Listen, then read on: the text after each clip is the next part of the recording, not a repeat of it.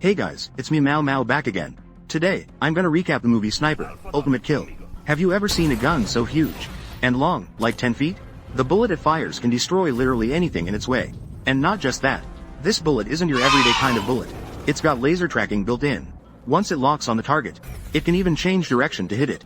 There's even a type that explodes like a grenade when it gets close to its prey. No matter how you try to dodge, you can't escape a bad ending. This scar-faced guy is super slick. The police sent in a whole squad, loaded with modern weapons, but he still wiped them out. And not just that, he even took out the police sniper, from 6,000 feet away. So, can the police finally catch this guy? Stick around with me, Mao Mao, and let's dive into today's summary. Alright, so in Colombia, it's like a paradise for criminals these days. Crime is as common as breakfast. Hitmen roam freely, taking out government officials. It's causing chaos and freaking everyone out. So, the DOD sent in a sniper expert named Michael. His mission? To capture Morales, a notorious kingpin behind a ton of dark deeds. From drug trafficking, to hiring hitmen, to kill honest government officials. His power runs so deep, it controls 70% of criminal networks. He's known as the boss of the underworld. Even the law doesn't scare him. That leader assassination 10 days ago? Yep, his doing. Leading the mission this time is Captain Kate. And Michael, the army's top sniper, was brought in to assist. Once they got intel on Morales' location, showing he's chilling in the suburbs.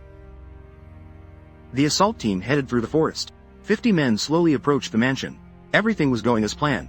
Meanwhile, Michael and another assistant were keeping an eye on all the movements around. The scouts were tasked with measuring the distance to the target and wind speed, so the sniper can shorten the time and take down the target as quickly as possible. Faced with such a well-prepared police setup, can the boss Morales manage to escape? According to the plan, the special forces team split into 2 units and charged directly into the house. But when they opened the door, no one was there. Suddenly, a deafening explosion rocked the area. An assassin had triggered a bomb. A few unlucky soldiers couldn't escape in time. The police team was left stunned and confused. Kate panicked, realizing she had underestimated this boss. At the same time, on the forest's edge, the boss's sniper appeared. His target was none other than the team leader. Due to the lack of a clear shot, he purposely shot one of the officers in the leg, trying to lure the female leader into revealing herself for the kill. Seeing her teammate injured, Kate was burning with urgency. She wanted to rush out to save him, but Michael managed to stop her just in time, warning her it was a trap set by the assassin. However, seeing her teammate hurt, she couldn't just leave him behind. She dashed out, dragging him to a safe hiding spot. Seeing his bait worked, the sniper pulled the trigger, but the bullet ended up hitting the poor officer in the head. After that shot, Michael and the scouts noticed an uninvited guest at their 11 o'clock position. Michael fired immediately, but the shot missed. He reloaded quickly, but the assassin had already grabbed his weapon and fled. Knowing he missed his chance, Michael could only sigh. He then inspected the position where the sniper had been. Michael confirmed. This was definitely the boss's sniper. Back at the base, everyone gathered to analyze the reasons for their failure. From the bomb trap to the sniper attack, Michael explained that the assassin's main goal was to eliminate the team leader. Because Kate had been investigating the boss for 3 years, she held a significant amount of evidence against him. There had to be a mole leaking information from inside, but uncovering the mole would take more time. Knowing that the team leader was now a direct target, her superiors arranged for the safest possible location for her. Michael, the expert sniper, was assigned to protect her. Meanwhile, the assassin received a call from a mole inside the police, revealing Kate's location.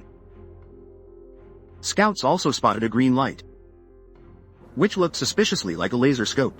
Michael was alerted and immediately climbed to the roof, setting up his gear in the best position.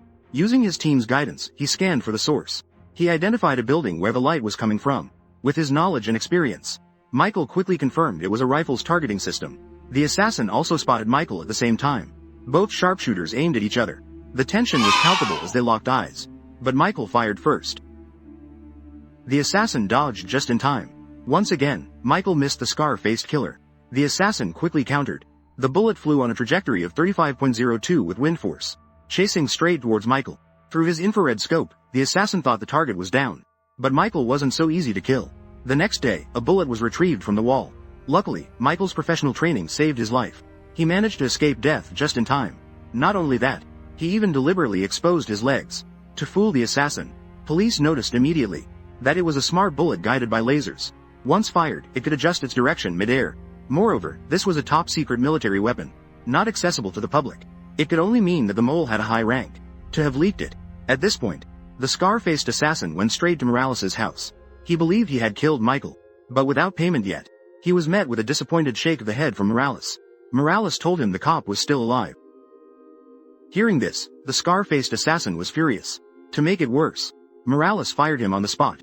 He was directly dismissed by the boss, after learning they were being hunted by a dangerous foe. Michael and Kate moved to a safer location. One thing was certain. When the assassin returned, he would be deadlier than ever. While on the move, Kate received a call from the priest. He said he had information on the scar-faced assassin. Apparently, he often visits a woman, a stunning girlfriend of his. The priest then sent Kate the address to her house. At the same time, a truck suddenly crashed straight into their car. Luckily, both had their seatbelts fastened. It turned out they were being ambushed by Morales' men. One officer quickly grabbed a machine gun and took out one attacker. Michael fired a single shot, taking down two at once. Though they cleared out the thugs, one officer was killed in action. Returning to the car, they realized Kate was gone, leaving only her phone with the girlfriend's address. Kate had gone to Maria's house.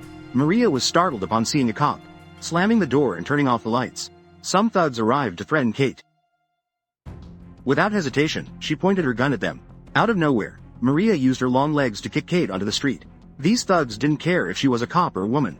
They started torturing her, using rough intimidation tactics. Kate fought back angrily, but the gang was too large. She couldn't hold them off. Suddenly, gunshots rang out. Two thugs dropped dead. The rest panicked and ran away. Kate took the opportunity to punch one of the remaining thugs. Michael decided not to chase after them. Maria suddenly appeared from behind, pointing a shotgun at Kate. But Kate remained completely calm, knowing Michael had her back from behind. Kate wanted to shoot Maria, but noticed a shiny necklace around her neck. It had a photo of the scar-faced man. She immediately sent the image to HQ for facial recognition. The gray-haired detective reported that the mole could be anyone, leaving Michael and Kate to act on their own. After receiving permission, Michael and Kate began their operation. First, they went to see the priest, asking for information on Morales' henchmen. 3 days later, many of Morales' trusted lieutenants were systematically eliminated. From loan shark bankers, even the most ruthless interrogator was sent to meet his maker. Not only that, but Morales' most trusted right-hand man was also eliminated. And all of this was orchestrated by Michael. The next day at the police station, they received information about the scar-faced assassin. He was a former sniper in the National Defense Forces, nicknamed Hawk. With his henchmen being killed one by one, Morales personally sought out the assassin, ordering him to assassinate Michael once more. Now furious over his massive losses, Morales offered a bounty of $500,000. And if the female team leader was killed too, the total reward would be $1 million. The assassin agreed. Morales watched as the assassin and his girlfriend left after receiving the payment. The assassin then went to an informant and learned that a priest had been assisting Michael and Kate. The assassin paid extra to hire thugs to capture the priest for him. Coincidentally that evening, Kate had an appointment to meet the priest outside the church. But after calling multiple times with no answer, she suspected something was wrong. She went to the priest's house and hid nearby, suspecting it might be connected to the assassin. Michael and Kate snuck into a house to avoid being seen. They observed the surroundings but found nothing unusual. As they were about to leave, a truck carrying a group of armed men appeared. Michael recognized one of them from Maria's house. The thugs appeared to be up to something shady. When the truck drove off, they saw the priest hanging from a tree. Kate tried to rush out to save him, but Michael stopped her. It was clearly a trap set by the scar-faced assassin. Sure enough, the assassin was hiding in a high, concealed position, where he could see everything below. Kate, overwhelmed with urgency, was determined to rescue the hostage. However, Michael calmly shot at the rope. But the gunshot revealed their location. The priest escaped the deadly noose. Meanwhile, the assassin continuously fired bullets at the two of them. Fortunately, they quickly ran into a concealed corner. The scar-faced assassin, knowing he missed his chance again, refused to leave empty-handed. He killed the priest in cold blood. Michael and Kate felt deeply regretful for causing harm to an innocent man. At the funeral, everyone was filled with sorrow and grief. Tears flowed down the faces of those present. At that moment, Michael noticed one of Morales' henchmen among the crowd. The man spotted Michael and immediately ran. However, Michael, a former Special Forces operative, was incredibly fast. After a chase, Michael caught up to him. The man pulled out a knife and attacked wildly. Not knowing Michael was a trained Special Forces soldier, Michael disarmed him barehanded. He said one thing to the man. The priest was killed by Morales. The words struck a deep emotional chord in the man. As a result, he revealed the location of Morales' hideout. With precise intel in hand, the assault team launched an immediate raid. Finally, Morales was captured by the police. Even in custody, Morales remained arrogant, confident that someone would come to his rescue. At the same time, the Minister of Justice arrived. He announced plans to transfer Morales to a federal court in Miami for trial. However, Michael knew the journey would be dangerous. As the scar-faced assassin was still at large, the assassin would never let Morales make it to prison, especially since someone even more powerful was backing Morales. Using an entire squad, they escorted Morales to a secure base. During interrogation, they uncovered the identity of the mole, but to lure the assassin into a trap, they didn't arrest him immediately. Instead, they deliberately leaked false information. At the same time, the military delivered an advanced bullet system. The tracking system linked with the bullet's trajectory. It could explode before reaching the target. The operation began immediately, as this was a highly dangerous criminal. Since this was a dangerous criminal, he was escorted by a professional convoy. Not far from there, the scar-faced assassin was getting ready to join the action. He got his gear together and moved into position. With his extensive assassin experience, he found the perfect spot to oversee everything. From there, he had a clear view of the long stretch of road. He carefully cut a small opening in the glass, just enough for a bullet. Then, he brought out a massive sniper rifle, like a cannon. Meanwhile, Michael wasn't traveling with the convoy. Instead, he and the sniper team positioned themselves strategically. This time, there were some unexpected guests. Probably Morales' henchmen, trying to rescue their boss. At the same time, the scar-faced assassin got a message. The target was the white truck at the back of the convoy. The henchmen received the same intel. The police convoy started rolling out from the station. The sniper team was already in place, ready to locate the assassin. From the scar-faced assassin's vantage point, he could easily blow up one of the escort cars with a single shot. But the target hadn't shown up yet. If he acted too soon, he would mess up the entire plan. With his years of experience in the field, the scar-faced assassin was patient and could wait for hours. Eventually, the white truck began to move. The henchmen immediately tailed it. This caught the sniper team off guard. There were suddenly some unexpected players in the game. But no worries. This sniper team was extremely skilled.